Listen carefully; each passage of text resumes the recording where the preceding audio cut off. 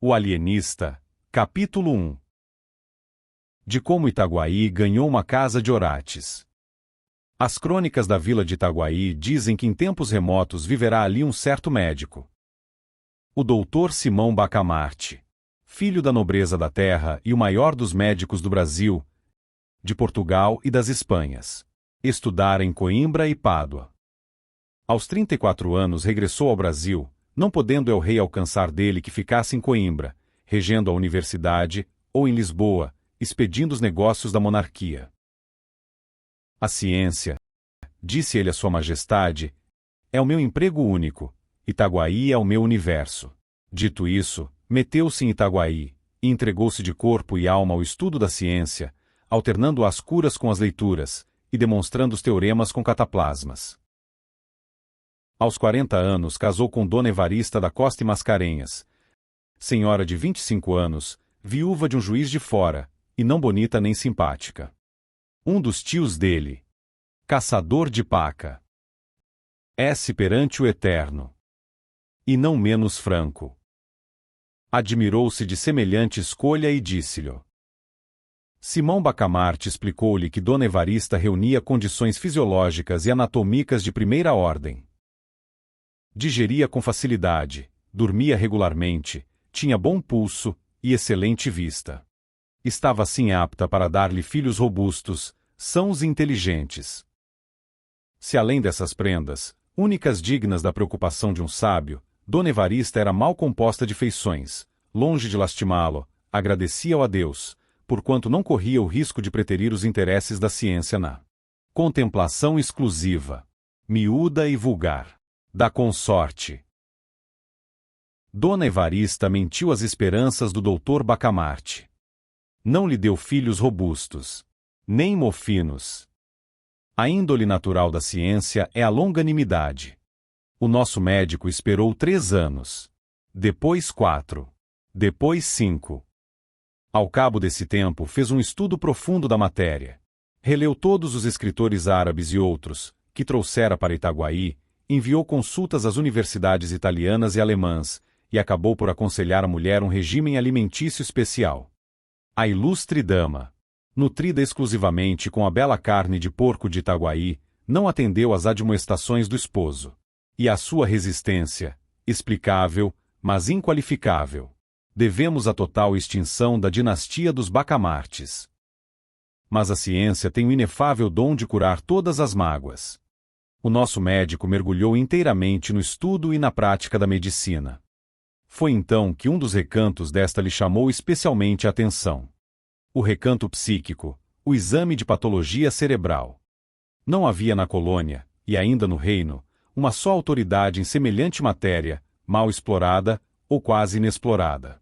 Simão Bacamarte compreendeu que a ciência lusitana, e particularmente a brasileira, podia cobrir-se de louros imarcessíveis, expressão usada por ele mesmo, mas em um arroubo de intimidade doméstica.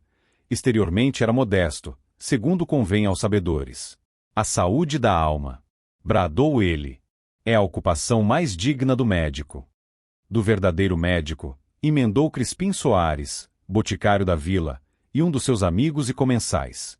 A vereança de Itaguaí, entre outros pecados de que é arguida pelos cronistas, tinha o de não fazer caso dos dementes. Assim é que cada louco furioso era trancado em uma alcova, na própria casa, e, não curado, mas descurado, até que a morte o vinha defraudar do benefício da vida. Os mansos andavam à solta pela rua. Simão Bacamarte entendeu desde logo reformar tão ruim costume. Pediu licença à Câmara para agasalhar e tratar no edifício que ia construir todos os loucos de Itaguaí e das demais vilas e cidades, mediante um estipêndio, que a Câmara lhe daria quando a família do enfermo não pudesse fazer. A proposta excitou a curiosidade de toda a vila, e encontrou grande resistência.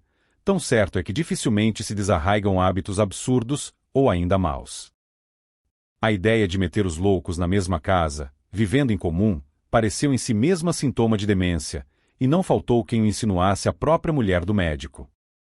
Olhe, Dona Evarista, disse-lhe o padre Lopes, vigário do lugar, veja se seu marido dá um passeio ao Rio de Janeiro.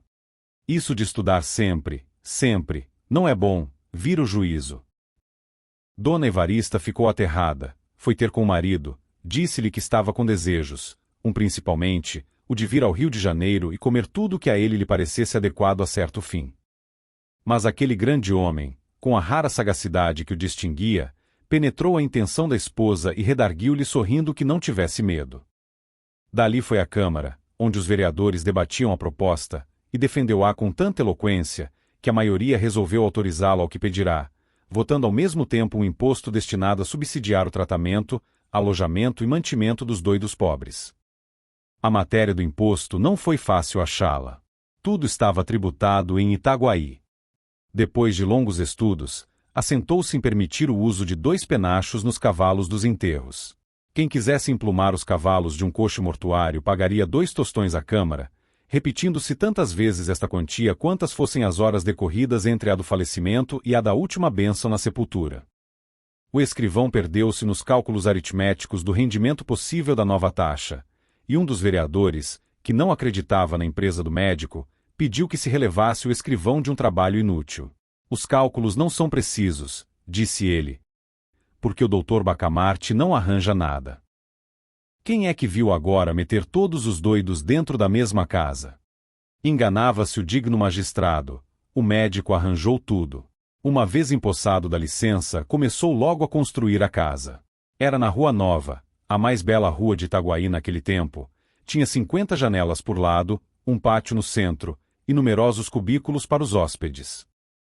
Como fosse grande arabista, achou no Corão que Maomé declara veneráveis os doidos, pela consideração de que Alá lhes tira o juízo para que não pequem. A ideia pareceu-lhe bonita e profunda, e ele a fez gravar no frontispício da casa. Mas, como tinha medo ao vigário, e por tabela ao bispo, atribuiu o pensamento a Benedito VIII, merecendo com essa fraude aliás pia, que o padre Lopes lhe contasse, ao almoço, a vida daquele pontífice eminente. A Casa Verde foi o nome dado ao asilo, por alusão à cor das janelas, que pela primeira vez apareciam verdes em Itaguaí. Inaugurou-se com imensa pompa. De todas as vilas e povoações próximas, e até remotas, e da própria cidade do Rio de Janeiro, correu gente para assistir às cerimônias, que duraram 7 dias. Muitos dementes já estavam recolhidos, e os parentes tiveram ocasião de ver o carinho paternal e a caridade cristã com que eles iam ser tratados. Dona Evarista, contentíssima com a glória do marido, vestira-se luxuosamente, cobriu-se de joias, flores e sedas. Ela foi uma verdadeira rainha naqueles dias memoráveis. Ninguém deixou de ir visitá-la 2 e 3 vezes, apesar dos costumes caseiros e recatados do século, e não só a cortejavam como a louvavam, porquanto, e este fato é um documento altamente honroso para a sociedade do tempo, porquanto viam nela a feliz esposa de um alto espírito, de um varão ilustre. Se lhe tinham inveja, era a santa e nobre inveja dos admiradores. Ao cabo de 7 dias expiraram as festas públicas. Itaguaí tinha finalmente uma casa de orates.